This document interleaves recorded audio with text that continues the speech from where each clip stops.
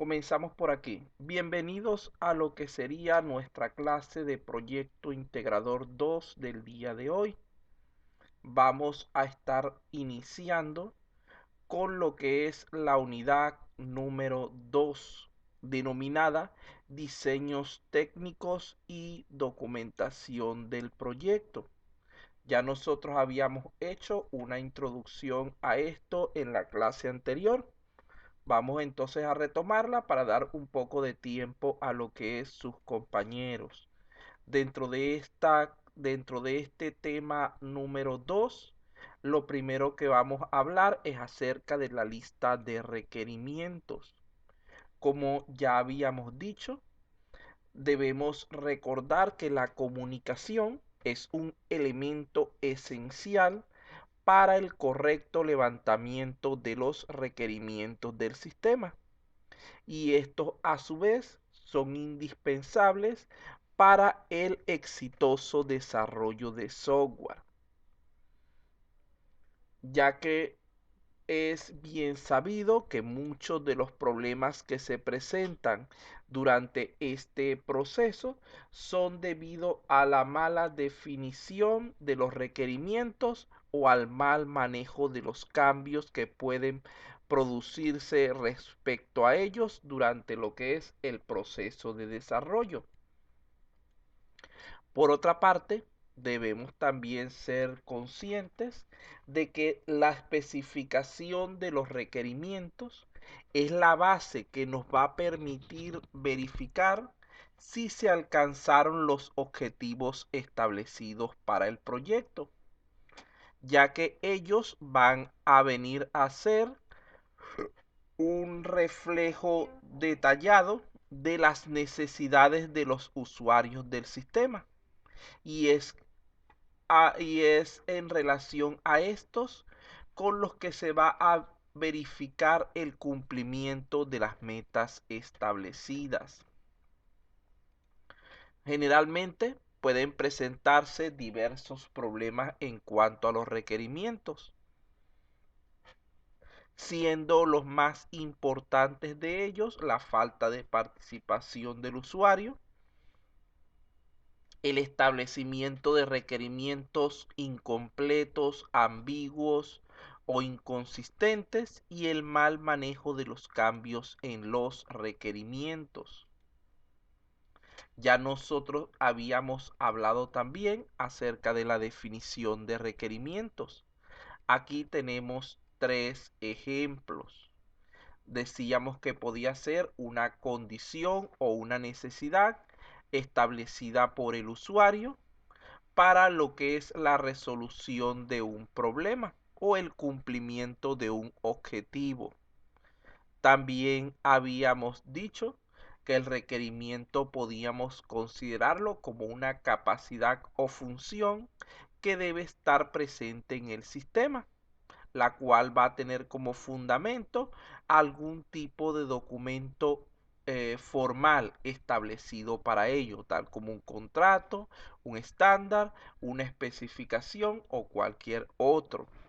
Por otra parte, habíamos dicho también que el requerimiento puede ser considerado como una descripción abstracta de un servicio que se debe proporcionar a través del sistema o de una restricción que este sistema debe cumplir.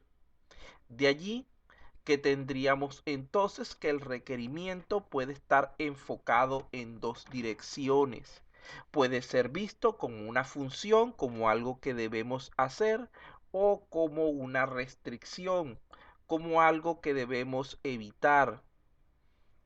Luego de esto, estuvimos hablando acerca de las características de un requerimiento. Dijimos en primer lugar que debe ser especificado por escrito, es decir, debe ser presentado de manera formal. ¿Esto para qué? Para evitar cualquier tipo de conflictos, de incidentes que puedan estar relacionados con su incorrecta definición, tanto para lo que es el usuario como para lo que es el desarrollador en sí. Por otro lado, los requerimientos deben ser posible que se prueben. Si no podemos comprobar un requerimiento, nunca vamos a poder estar seguros de que realmente ha sido cumplido. Entonces, todo requerimiento debería ser capaz de poder generarle algún tipo de prueba. Por otro lado, los requerimientos también deben ser consistentes. ¿Qué quiere decir esto? Que no deben ser contradictorios con otros requerimientos. Vean que nosotros podríamos tener un requerimiento A que trabaje correctamente por sí solo y un requerimiento B que trabaje correctamente, pero que cuando los vayamos a unificar dentro del sistema resulta ser que son contradictorios entre sí. Es decir, que uno impide que el otro funcione correctamente.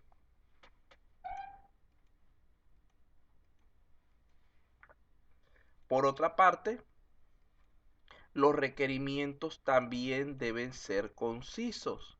Cuando decimos que un requerimiento es conciso, estamos haciendo referencia a que debe ser fácil de leer y entender. Su redacción debe ser simple, debe ser clara, para que aquellas personas que vayan a leerlo en el futuro no tengan problemas al respecto. Normalmente la descripción del requerimiento debe hacerse en lenguaje natural. Luego más adelante, cuando vamos a trabajar con la parte de especificaciones, análisis, etcétera, podemos utilizar elementos de tipo técnico. Pero esa definición, que es la que necesitamos que nuestro usuario nos valide, debe estar expresada en un lenguaje que él sea capaz de comprender. Además de esto, los requerimientos no deben ser ambiguos. Quiere decir que deben tener una sola interpretación. No deben causarle confusiones al lector y deben ser también completos. Recuerden que decimos que el requerimiento está completo si no necesita ampliar detalles en su redacción, es decir, si proporciona información suficiente para su total comprensión. Fíjense que hay que estar pendiente respecto a esto, ya que como sabemos, nosotros podemos, digamos que ir dejando ciertos detalles para lo que es el requerimiento, los cuales se convertirían en lagunas que van a obstaculizar lo que es su implementación, lo que es la construcción del sistema que estamos nosotros construyendo.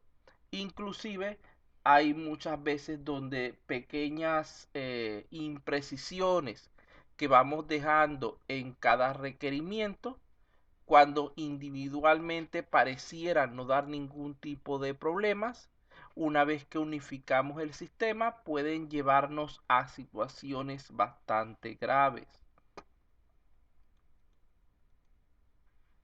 Hablamos también de lo que serían las actividades fundamentales dentro de lo que es el desarrollo de software. En primer lugar, tendríamos lo que es la comunicación. Fíjense que aquí decimos que la gestión de requerimientos comienza en el momento mismo en que nos reunimos por primera vez con el cliente, a través de un proceso de comunicación, de interacción continua, y solamente termina cuando el sistema es retirado de operación, ya que en todo momento pueden surgir cambios a los requerimientos a través, a causa de nuevas necesidades del cliente o de variaciones del entorno. Aquí habíamos definido lo que es un requerimiento en términos sencillos, como una característica o una condición que debe cumplir el software. Habíamos indicado también que quien establece los requerimientos es el cliente o usuario. Y finalmente también habíamos dicho que los requerimientos se presentan dentro de lo que es el proceso de desarrollo del software en lenguaje natural. Dicho lenguaje suele ser igual al lenguaje técnico que utiliza el negocio. Esto quiere decir que si estamos ante una persona de la rama de medicina y nos va a plantear un requerimiento, es muy probable que nos lo presente en terminología médica, en terminología de la salud.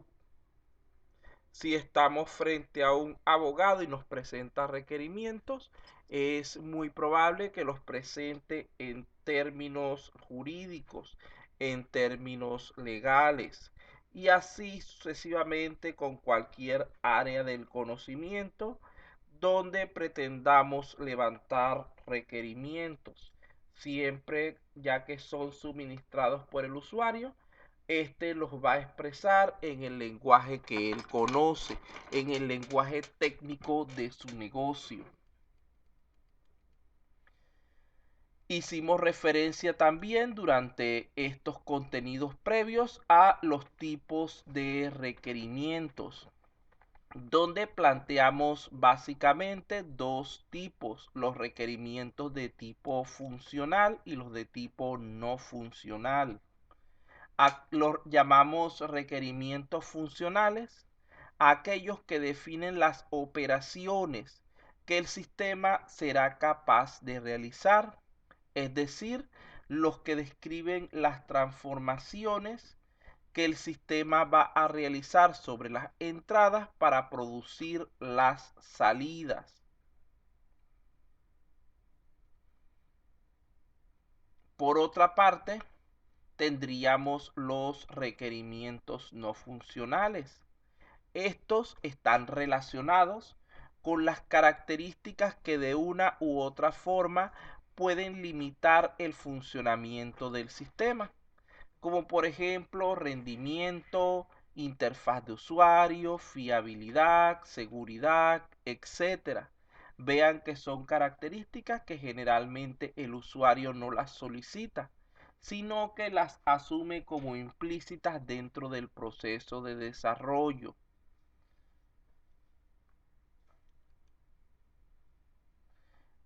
Cuando hablamos de requerimientos, estos tienen ciertas finalidades primordiales. En primer lugar, deben permitirnos entender el problema. Recuerden que nosotros no podemos resolver adecuadamente un problema sin importar su tipo, si no somos capaces de identificarlo y comprenderlo adecuadamente. Y en este proceso el requerimiento juega un papel fundamental. Por otra parte, también nos pueden servir como marco de referencia, al permitir tener un control más completo en lo que es la etapa de creación del software, especialmente en lo que está vinculado con el tiempo de desarrollo, el alcance y los costos.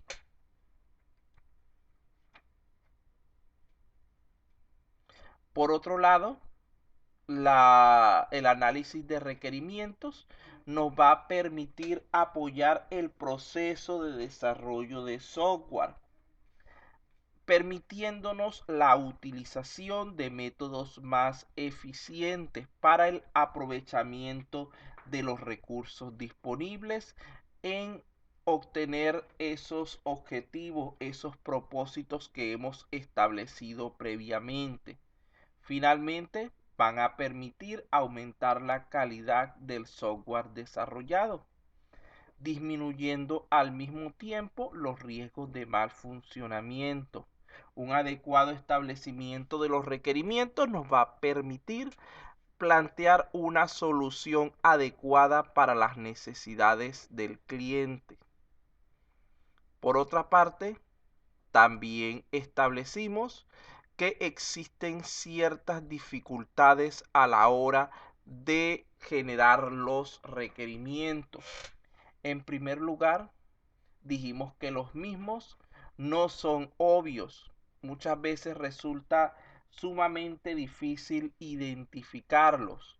Y además de esto, para agravar la situación, provienen de diferentes tipos de fuentes.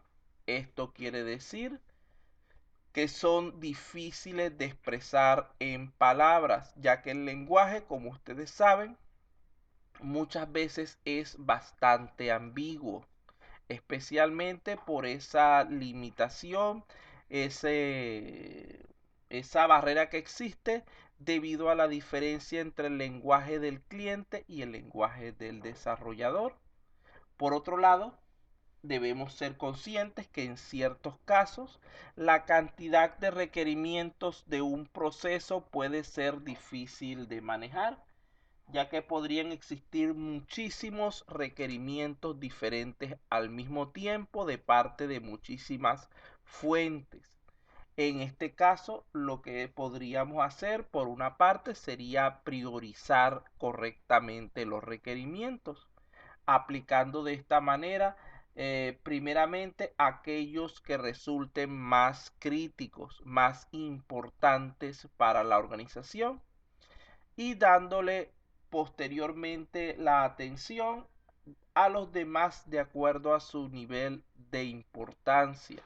Otra solución que podríamos dar cuando no podemos hacerlo de la forma anterior sería separar el proyecto grande en varios subproyectos que nos permitan avanzar de forma progresiva o distribuir el trabajo para obtener un mejor resultado. Por otra parte, otra dificultad que se presenta es que los requerimientos podrían cambiar a lo largo del ciclo de desarrollo en cualquier momento. Las situaciones de las empresas, de las situaciones de la sociedad no son estáticas. Un proyecto, supongamos, imaginemos en enero de 2018, 18 no, perdón, 20, 19, 20, en enero del año pasado. Imaginemos una persona que haya comenzado con un proyecto de desarrollo para una tienda que estuviera montando en ese momento y que el proyecto tuviera una duración aproximada de 6 meses. Ahí esa persona se hubiera encontrado con el choque en el mes de marzo de que ya tendrían que cambiar los requerimientos debido a las restricciones impuestas por el gobierno a causa de la pandemia. En ese caso, ese restaurante ya no podría trabajar atendiendo a las personas en las mesas. Tendría que trabajar con un sistema auxiliar que les apoyara en lo que es el delivery de los productos, de los alimentos, incluyendo la gestión de direcciones, de entregas, de personal adicional, etcétera. Entonces, como pueden ver, allí cambió el requerimiento repentinamente y los encargados de ese desarrollo eran responsables de solucionar al respecto. Por otra parte, pensando en más dificultades, podríamos decir también que el usuario por lo general es incapaz de explicar correctamente lo que hace. La mayoría de las veces las personas que realizan los diversos procesos dentro del negocio, a pesar de ser expertos en la ejecución de los mismos, pueden estar tan acostumbrados a hacerlos que se convierten en algo de tipo subconsciente. Y cuando les toca explicar en palabras a otra persona cómo se realiza ese proceso, se les complica dicha explicación. Por otra parte, sabemos que las personas, por lo general, tienden a recordar lo excepcional, lo que sucede que es diferente de lo normal y a olvidar lo rutinario. Nosotros, dentro de lo que es el desarrollo de software, no podemos enfocarnos en lo excepcional porque estaríamos cometiendo un error sumamente grave. La idea de cualquier desarrollo de software es apoyar a las actividades repetitivas, porque de esa manera es que se logra que ese costo de ese sistema informático se vaya disolviendo. Un proceso que ocurra una vez al año o que no sepamos en qué momento va a ocurrir, podría ser tratado de una manera diferente, porque si gastamos 20, 30 mil soles en un desarrollo de software solamente para ese proceso y resulta ser que no volvió a ocurrir o que ocurre cada 5, cada 10 años, esto podría representar una pérdida significativa de los recursos disponibles que pudieron haber sido ocupados en otras opciones. Mientras que un proceso repetitivo que se realice muchas veces al día, quizás inclusive muchas veces cada hora, debido a ese uso repetido, va reduciendo su costo marginal hasta que llega el momento en que de tanto utilizar el sistema, ese costo marginal tiende a desaparecer. Por ejemplo, si el costo del sistema, por decir un número, fue de 10.000 soles, estoy diciendo un número pequeño por nada más por un ejemplo, y resulta ser que la operación se realiza 100 veces al día, ya en 100 días, cada vez que realicemos la transacción nos va a haber costado un sol. En 1000 días nos estaría costando solamente 10 centavos. En 10.000 días ya nos costaría un centavo. Y ya a partir de allí, como no hay una moneda más pequeña, diríamos que el costo desaparece por completo. Y muchas veces las operaciones se realizan más de 100 veces al día. Pongan como ejemplo un supermercado como Totus, que cuenta con un sistema para lo que es la venta de sus diferentes productos. Él en un día no hace 100 transacciones, y estoy hablando solamente dentro de un único local. Debe hacer probablemente miles de operaciones por día. Tal vez esas 100 transacciones las haga en una hora, tal vez en menos. Pero eso hace que ese costo de ese sistema se diluya muy rápidamente. También está el problema de que muchas veces el usuario tiende a hablar de lo que no funciona y eso no es de utilidad para nosotros. Nosotros necesitamos conocer qué es, cómo trabaja el proceso adecuado para realizar las diferentes labores, tareas que debemos configurar. No pensar tanto en lo que no funciona, en lo que está fallando, porque esto nos llevaría a un proceso más complejo. Y la idea es simplificar los procesos. Debemos buscar el establecer con mayor firmeza los procesos que trabajan correctamente y eliminar o modificar aquellos que no funcionan. Entonces, un proceso que no funciona, no podemos perder tanto el tiempo en detalles, sino que lo que debemos hacer es plantear una nueva forma de ejecutar dicha tarea.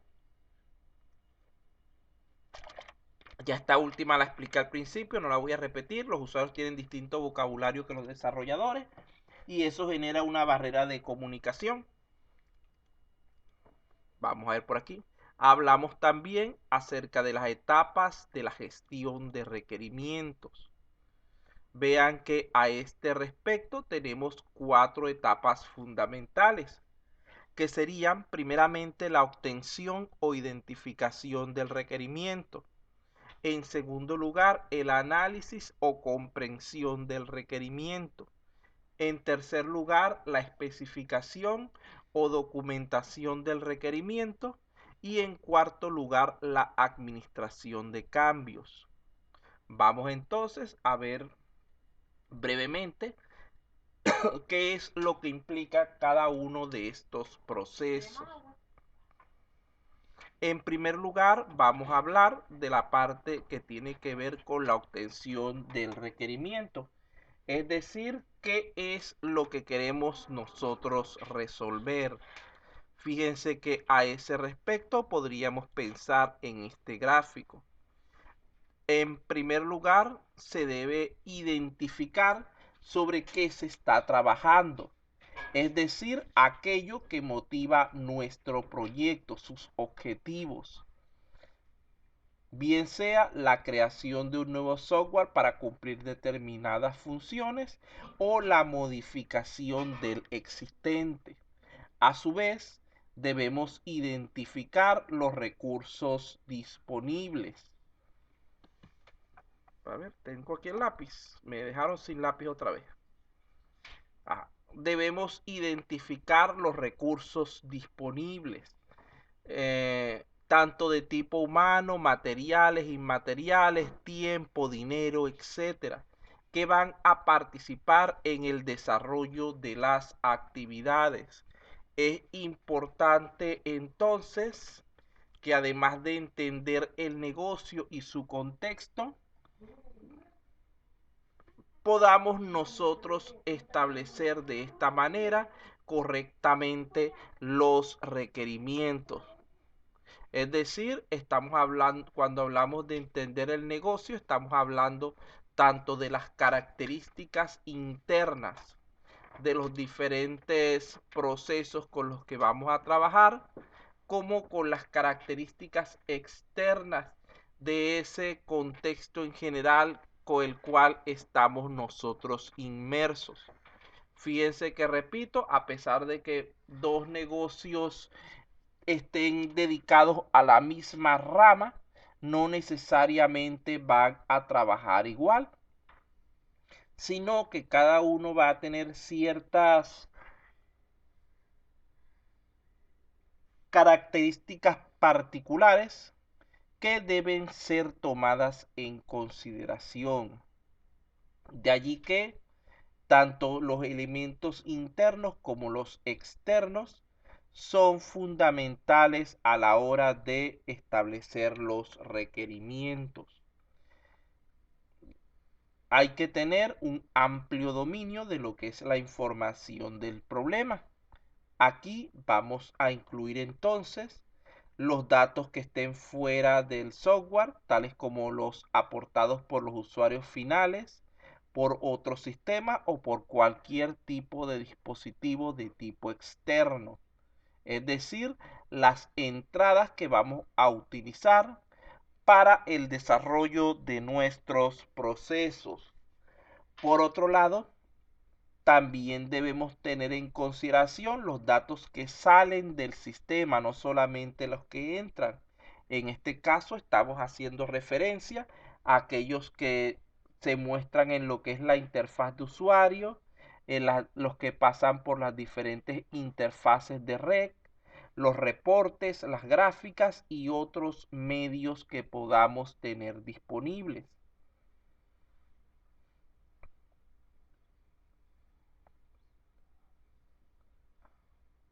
Así como aquellos objetos de almacenamiento de datos que usamos para guardar la información de manera persistente. Por ejemplo, las bases de datos. Además de esto, hay que tomar en consideración que siempre pueden y van a existir ciertos puntos críticos, los cuales van a marcar aspectos que limitan el buen funcionamiento del sistema.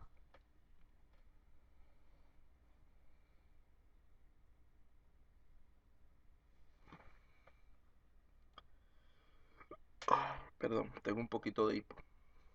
Ajá. Hay que definir entonces las funciones que va a realizar el software con gran claridad, con gran precisión, ya que estas son las que van a ayudar al usuario final y van a establecer el funcionamiento del programa mismo. Hay que tener en cuenta también cómo será el comportamiento del software ante situaciones inesperadas, como por ejemplo una gran cantidad de usuarios interactuando con el software de manera simultánea o la gestión de enormes cantidades de datos al mismo tiempo. En cuanto a lo que es el análisis de requerimientos, busca extraer de esos requerimientos que obtuvimos en la primera parte la información necesaria para su comprensión. Durante este análisis, el cliente plantea las necesidades que presenta e intenta explicar lo que debería ser el software o producto final para satisfacer dicha necesidad. Es decir, nos plantea lo que está sucediendo actualmente y lo que realmente él necesita, para que de esta manera el desarrollador pueda ir entendiendo dicho problema. Con este análisis, el ingeniero de sistemas va a elegir la función que deba realizar el software y de qué manera, estableciendo cuál es la interfaz más adecuada para el mismo. El análisis de requisitos, aunque puede parecer una tarea sumamente sencilla, no lo es, debido a que muchas veces los clientes piensan que saben todo lo que el usuario necesita hacer para su buen funcionamiento. Sin embargo, es obvio que se requiere de la habilidad y experiencia de algún especialista para reconocer requisitos incompletos, ambiguos o contradictorios que puedan poner en problemas dicha ejecución. Estos requisitos se van a determinar teniendo en cuenta las necesidades reales del usuario final e introduciendo técnicas que permitan mejorar la calidad de los sistemas sobre los cuales se esté trabajando. El resultado de este análisis de requerimiento en el cliente se plasma en un documento llamado especificación de requisitos del sistema, cuya estructura va a estar definida por algún estándar establecido, como por ejemplo el CMMI. Asimismo, se va a generar lo que es el diagrama entidad-relación para la base de datos y los otros documentos que podamos necesitar. Ya una vez llegado a este punto, entraríamos en lo que es la especificación del requerimiento. Fíjense que cuando hablamos de la especificación de requerimiento, estamos intentando describir el comportamiento esperado del software una vez que haya sido desarrollado. Gran parte del éxito de cualquier proyecto radica en la identificación adecuada de las necesidades del negocio, así como en lo que es la interacción con los usuarios funcionales. ¿Para qué?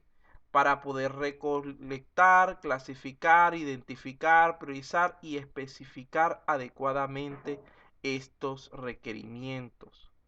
Fíjense que hay diferentes técnicas para generar lo que es la especificación de requerimientos. Tenemos, por ejemplo, entre las más usadas, los casos de uso. Este es un método gráfico que nos permite de una manera bastante visual el conocer los diferentes requerimientos y las relaciones que existen entre ellos. Podemos usar también historias de usuario, que es un método de tipo textual. Y podemos usar formatos de requerimiento, que sería un punto intermedio entre los dos anteriores, siendo los primeros más rigurosos y formales y los segundos más ágiles e informales. Dentro de este proceso de especificación de los requerimientos, entramos dentro de una actividad llamada planeación, en la cual llevamos esos requerimientos del lenguaje natural del cliente al lenguaje técnico que se va a utilizar durante el desarrollo. Ahora bien, ¿qué es una especificación en sí? No es otra cosa sino la representación analítica de un requerimiento. Ya no está en el lenguaje natural del cliente, sino que se encuentra en nuestro lenguaje técnico. Allí directamente tenemos la respuesta. ¿Cómo se presentan las especificaciones? Se van a presentar en el lenguaje técnico del desarrollador.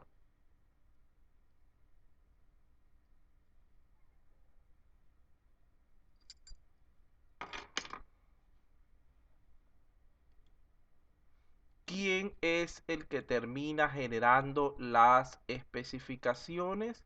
En este caso no es el cliente, sino el desarrollador que convierte esos requerimientos en especificaciones. Dentro de este proceso de especificación juega un papel importante lo que es la definición de requerimientos, es decir, su documentación,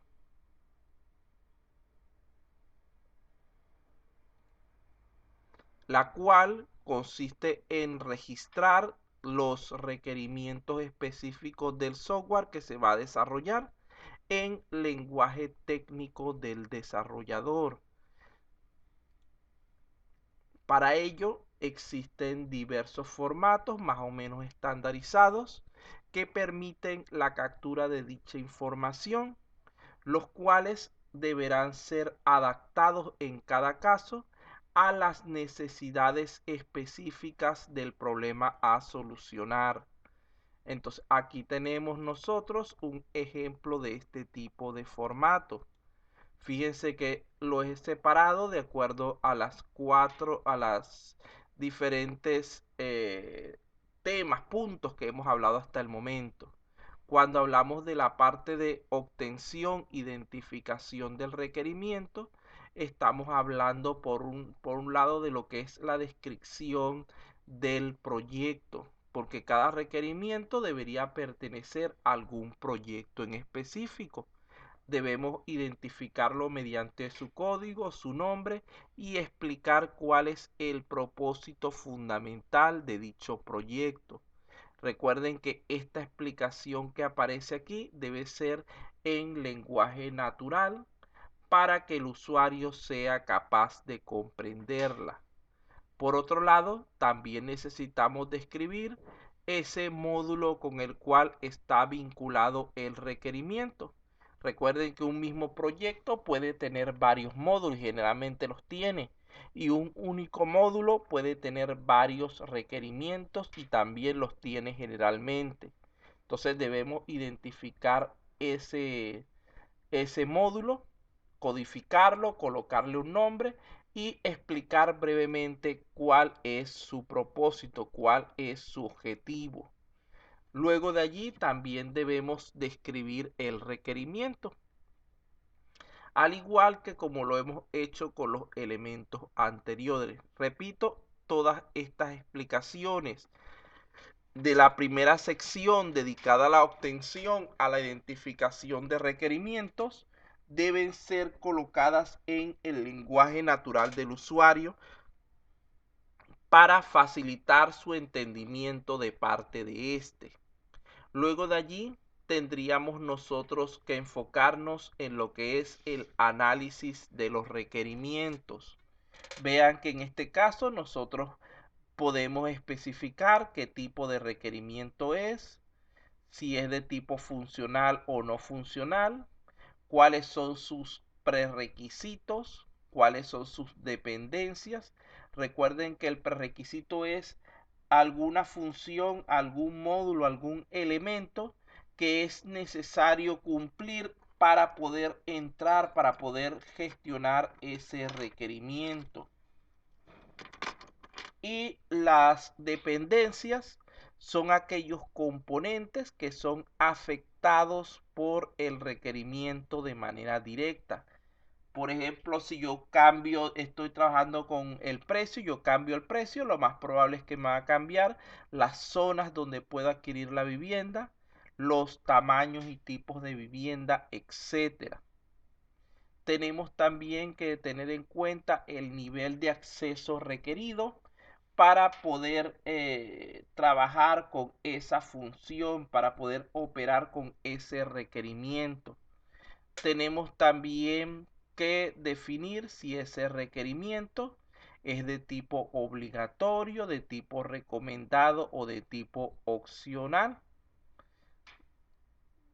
Podemos definir también su prioridad. Recuerden que primeramente deberíamos implementar los requerimientos de prioridad alta antes de meternos con los de menor prioridad.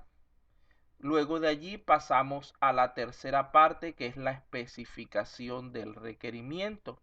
En este caso, vamos a definir cuáles son sus entradas, cuáles son los procesos que deben cumplir para que ese requerimiento realmente desarrolle la función para la que fue creado y cuáles son las salidas esperadas que nosotros estamos planteando para ese requerimiento. Luego de allí simplemente nos quedaría en nuestro caso un conjunto de observaciones, cualquier información adicional que no hayamos incluido en las anteriores y la determinación del responsable. Esto realmente era un formato que yo hice para fines académicos nuestros, para trabajar construyendo formatos de requerimiento, pero aquí sería la persona que diseñó este formato, en qué fecha, para poder hacer un seguimiento de temporal en cuanto a ello. Esto nos va a permitir luego generar un documento de requerimientos que, aunque no lo vamos a ver directamente en nuestro curso, podría resultar de gran utilidad para lo que es el desarrollo de software y contiene una serie de elementos bastante más amplia. Aquí tenemos los principales elementos que pueden ser incluidos en ese formato de requerimientos. Esta actividad no va, esto era algo que yo les mandé a los del ciclo pasado, no, antepasado. Ya por ahorita no. Bueno, antes de continuar con la parte de administración de requerimientos, vamos a darles un pequeño descanso para que puedan, digamos que, asimilar ese fragmento de información que acaban de recibir. Unos minuticos, muchachos, 5 minuticos y volvemos con la clase. Estírense, prepárense para continuar.